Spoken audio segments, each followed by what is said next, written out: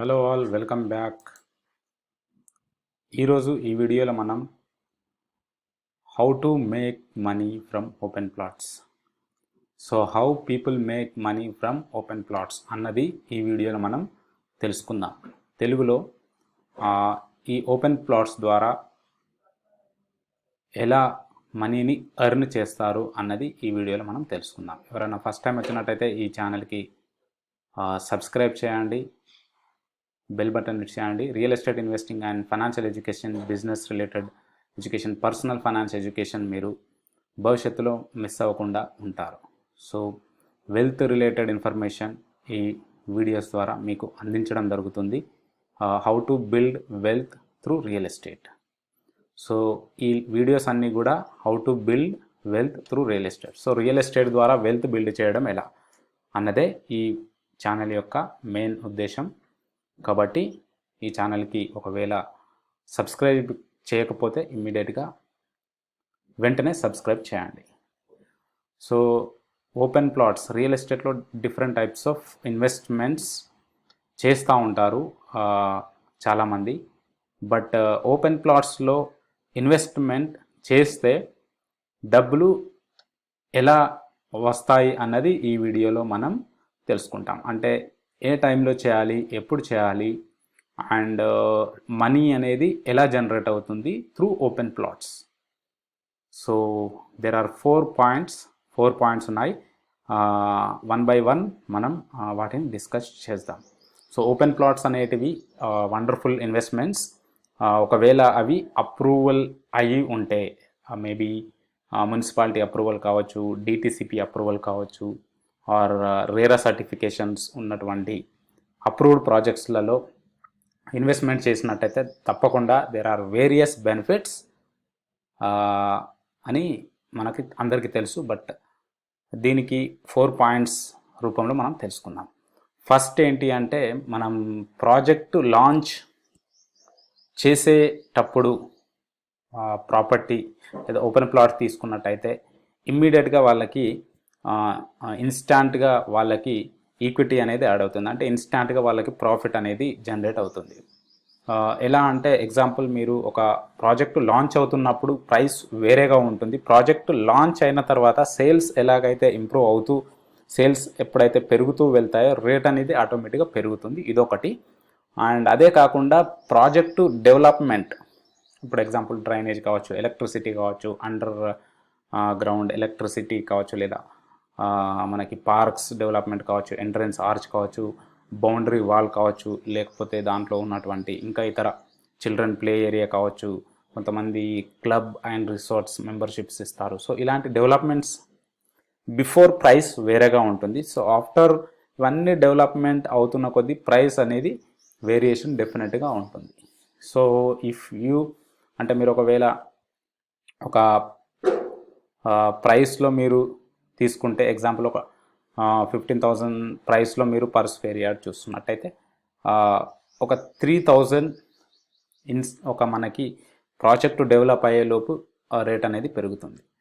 So కాబట్టి అలాంటి ప్రాజెక్ట్స్లలో investment చేస్తే ఇన్స్టాంట్గా మనకి అప్రిషియేషన్ అనేది ఉంటుంది. సో అదే ఇన్స్టాంట్ ప్రాఫిట్, ఇన్స్టెంట్ ఈక్విటీ అని కూడా అనవచ్చును. సెకండ్ ఏంటి అంటే, మనకి ఇప్పుడు మనం బ్యాంక్స్ ద్వారా, సో మన డబ్బులే కాకుండా 100% మన మనీతో ఇన్వెస్ట్మెంట్ చేయడం అనేది ఒక టాస్క్ అయితే, బ్యాంక్ ద్వారా కూడా మనం వాళ్ళ మనీతోని కూడా మనం ఎర్న్ చేయడం అనేది సెకండ్ మెథడ్. సో ఎగ్జాంపుల్, మీరు ఒకవేళ లోన్కి వెళ్ళినట్టయితే మీకు ఎంత, ఒక ఓపెన్ ప్లాట్స్లో తీసుకుంటే 30% వరకు బయ్యర్ డౌన్ పేమెంట్ చేయాలి, 70% వరకు బ్యాంక్ వాళ్ళు లోన్ ఇచ్చే అవకాశం ఉంటుంది. సో మీ పాకెట్ నుంచి మీరు పెట్టే అమౌంట్ ఓన్లీ 30%, మిగతా అమౌంట్ బ్యాంకు నుంచి వస్తుంది. సో దీని ద్వారా కూడా మీకు ఈక్విటీ అనేది యాడ్ అవుతుంది. అంటే మీ 100% అమౌంట్ మీరు పెట్టకుండా బ్యాంకు వాళ్ళ అమౌంట్ 70% మీ మనీ కాకపోయినా మీరు దాని మీద నుంచి లాభం పొందడం అనేది జరుగుతుంది. సో 100% మీ అమౌంట్ పెట్టినట్టయితే అక్కడ కొంచెం ప్రాఫిట్ అనేది తగ్గిపోతుంది. సో అది ఎలా అన్నది నెక్స్ట్ వీడియోస్లో మనం తెలుసుకుందాం. సో ఇప్పుడు మీ ఓన్ అమౌంట్ కాకుండా బ్యాంకు ద్వారా లేకపోతే అదర్ పీపుల్ మనీ ద్వారా అదర్ లెండర్స్ ద్వారా తీసుకోగలిగితే డెఫినెట్గా మీకు ప్రాఫిట్ అనేది యాడ్ అవుతుంది. ఇది సెకండ్, దీన్నే మనం లెవరేజ్ అని అంటాం. సో ఇప్పుడు ఎందుకంటే ఒక ప్రాపర్టీ మీరు అక్వైర్ చేయాలి అంటే మీ దగ్గర 30% అమౌంట్ ఉంది, కానీ ఆ ప్రాపర్టీకి 100% అమౌంట్ పే చేయాలి. ఎగ్జాంపుల్ మీరు ఒక 20 lakhs ప్రాపర్టీ ఉందనుకోండి, 20 lakhs మీ దగ్గర లేవు, కానీ ఒక 6-7 lakhs మీ దగ్గర ఉన్నాయి. సో 6-7 lakhsతో 20 lakhs ప్రాపర్టీని మీరు పర్చేజ్ చేస్తున్నారు. అది ఎలా పాసిబుల్ ఉంటుంది? ఓన్లీ బ్యాంక్ ద్వారానే. బ్యాంకులు మీకు సపోర్ట్ చేయడం వల్ల మీరు ఆ ప్రాపర్టీని 20 lakhs ప్రాపర్టీని మీరు ఓన్ చేయగలుగుతారు. ఆ 20 lakhs ప్రాపర్టీ ఆటోమేటిక్గా గ్రోత్ అనేది ఉంటుంది డెఫినెట్గా. సో అది అప్రిషియేషన్. థర్డ్ పాయింట్ ఏంటి అంటే మనకి లెవరేజ్ అనేది మనం ఆల్రెడీ తెలుసుకున్నాం. ఇప్పుడు థర్డ్ అనేది ఏంటి అంటే అప్రిషియేషన్. అప్రిషియేషన్ అనేది over a period of time, inflation అంటే మార్కెట్ రేట్స్ పెరుగుతున్న కొద్దీ మార్కెట్లో ఒక ప్రోడక్ట్ వాల్యూ అఫ్కోర్స్ పెరుగుతూనే ఉంటుంది. అలాగే రియల్ ఎస్టేట్లో ఓపెన్ ప్లాట్స్ రేటు కూడా పెరుగుతూ వెళ్తుంది. ఎందుకు అంటే సప్లై అనేది లేదు, ల్యాండ్కి సప్లై లేదు. కాబట్టి డిమాండ్ అంటే ఏంటి? పాపులేషన్ పెరుగుతున్నారు కాబట్టి పాపులేషన్ పెరుగుతుంది కాబట్టి డిమాండ్ అనేది పెరుగుతుంది. ఎందుకంటే పాపులేషన్కి రిక్వైర్మెంట్ రోటీ కపడా మకాన్ అంటే దాంట్లో మకాన్ అంటే ఇల్లు అనేది ఒక బేసిక్ నీడ్ కాబట్టి, ఫిజియోలాజికల్ నీడ్ కాబట్టి, సో ఈ నీడ్ని ఫుల్ఫిల్ చేసుకోవడానికి చాలామంది ఫస్ట్ ప్రయారిటీ ఇవ్వడం జరుగుతుంది. సో ఈ నీడ్ ఫుల్ఫిల్ కావాలి అంటే ల్యాండ్ తప్పకుండా ఓన్ చేసుకోవాలి, అంటే ఓపెన్ ప్లాట్స్ తప్పకుండా ఓన్ చేయాలి. So over a period of time ఏమవుతుందంటే ఇప్పుడు ముందుగానే ఇల్లు ఒక పర్సన్ 10 years తర్వాత ఇల్లు కట్టుకోవాలన్న పర్సన్ ఆయన 10 years ముందే ప్లాట్ తీసుకొని ఉంచుకున్నట్టయితే డెఫినెట్గా ఆయన తక్కువ అమౌంట్లోనే ఇల్లు కట్టుకోవడం, ఇల్లు సొంతం అయిపోతుంది. ఇప్పుడు ఎగ్జాంపుల్ మీరు హైటెక్ సిటీలో కానీ లేకపోతే సిటీ ఓఆర్ఆర్ లోపల పరిధిలో కానీ ఎక్కడైనా మీరు తీసుకున్నట్టయితే అది ఎలా ఉంది రేట్ అంటే ఇప్పుడు ఈరోజు మీకు సిటీలో తీసుకుంటే 60, 70, 80,000 per square yard, 1 lakh per square yard, 1 lakh పైన కూడా per square yard ఉన్నటువంటి ప్రాంతాలు ఎన్నో ఉన్నాయి. సో అదే ఒక 10 years బ్యాక్ తీసుకున్నట్టయితే అదే ప్రాపర్టీ ఎంత రేటు ఉండేది అనేది మీరు అర్థం చేసుకోవచ్చు. సో 10 years బ్యాకే మీరు ముందుగానే ఆలోచించి ఉంటే ఆ ప్రాపర్టీ తక్కువ రేట్లో మీరు ఓన్ చేసుకోవడానికి మంచి మార్గం. కాబట్టి ఆ 10 yearsలో డెవలప్ అయ్యే ప్రాంతాలు ఎక్కడైతే ఉన్నాయో మీరు ఇప్పుడు తీసుకోగలిగితే తక్కువ రేటు ఉంటుంది. సో ఇది లాంగ్ టర్మ్ ప్లాన్ చేసుకున్నట్టయితే డెఫినెట్గా మీరు తక్కువ అమౌంట్లో మీరు ఒక ప్రాపర్టీని ఓన్ చేసుకునే అవకాశం అనేది ఈ ఓపెన్ ప్లాట్స్లో ఉంటుంది. సో దానివల్ల మీ మనీ అనేది సేవ్ అవుతుంది, మీరు ఆటోమేటిక్గా ఎర్న్ చేసిన వాళ్ళు అవుతారు. ఎగ్జాంపుల్ మీ దగ్గర ఇప్పుడు ఈరోజు సిటీలో ఇల్లు కట్టుకోవాలంటే 1 crore ప్రాపర్టీ ఒక 100-150 square yards మీరు తీసుకోవాలి, 1 CR కావాలనుకోండి. అదే 1 CR మీరు అవుట్ స్కర్ట్స్లో అంటే సిటీ లిమిట్స్లోకి వెళ్ళి మీరు ఇన్వెస్ట్మెంట్ చేయగలిగితే ఒక 500 square yards లేదా 1000 square yard వరకు మీరు సొంతం చేసుకునే అవకాశం ఉంటుంది యాజ్ ఆన్ టుడే. సో ఈ ప్రాపర్టీ మీరు ఒక 10 years తర్వాత దాంట్లో ఒక 200 square yards తీసేశారనుకోండి, మీరు ఒక ఇల్లు ఫ్రీగా కట్టుకోవడానికి ఆస్కారం ఉంటుంది. మళ్ళీ మీకు 800 square yards మీ దగ్గర ల్యాండ్ అవైలబుల్ ఉంటుంది. అదే ఇక్కడ అనుకోండి మీకు సిటీలో మీకు మళ్ళీ గ్రోత్ అనేది ఉండదు. మీరు 1 CR పెట్టగలగాలి, 1.5 CR పెట్టగలగాలి ల్యాండ్కి, మళ్ళీ కన్స్ట్రక్షన్ కాస్ట్.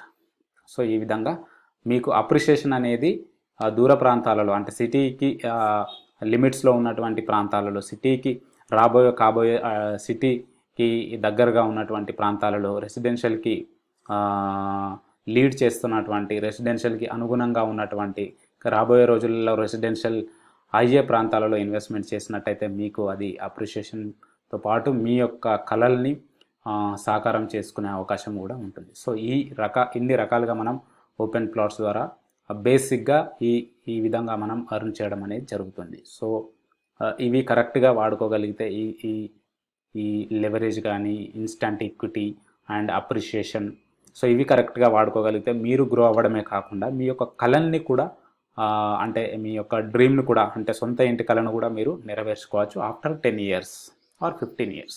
సో ఇది లాంగ్ టర్మ్లో ఆలోచించినట్టయితే మీరు మనీ ఎర్న్ చేయడం జరుగుతుంది, మీరు సేవింగ్ చేయడం జరుగుతుంది, మీ మనీని మల్టిప్లై చేయడానికి ఉపయోగపడుతుంది, మీ వెల్త్ని బిల్డ్ చేయడానికి ఉపయోగపడుతుంది, మీ చిల్డ్రన్ మ్యారేజ్కి మీరు ప్లాన్ చేసుకోవచ్చు.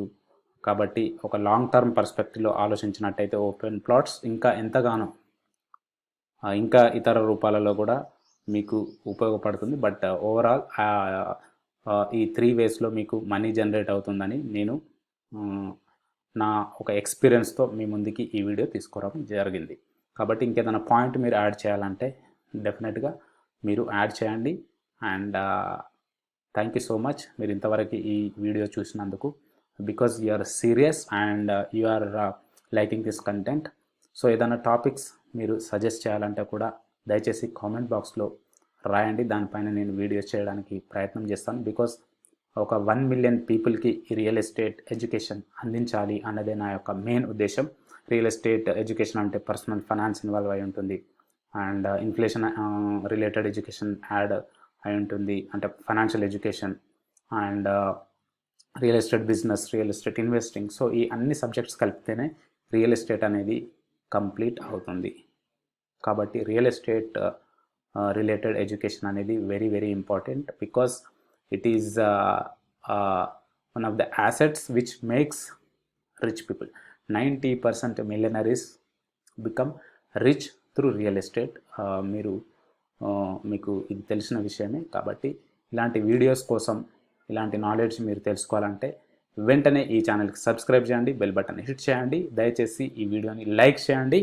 And it will be very much encouraging to us. And మీ ఫ్రెండ్స్ అండ్ ఫ్యామిలీ మెంబర్స్కి ఈ వీడియో తప్పక షేర్ చేయండి. దీని ద్వారా వాళ్ళకి ఎంతగానో ఉపయోగమని నేను అనుకుంటున్నాను. Thank you so much. Stay tuned. See in the next video. Bye bye.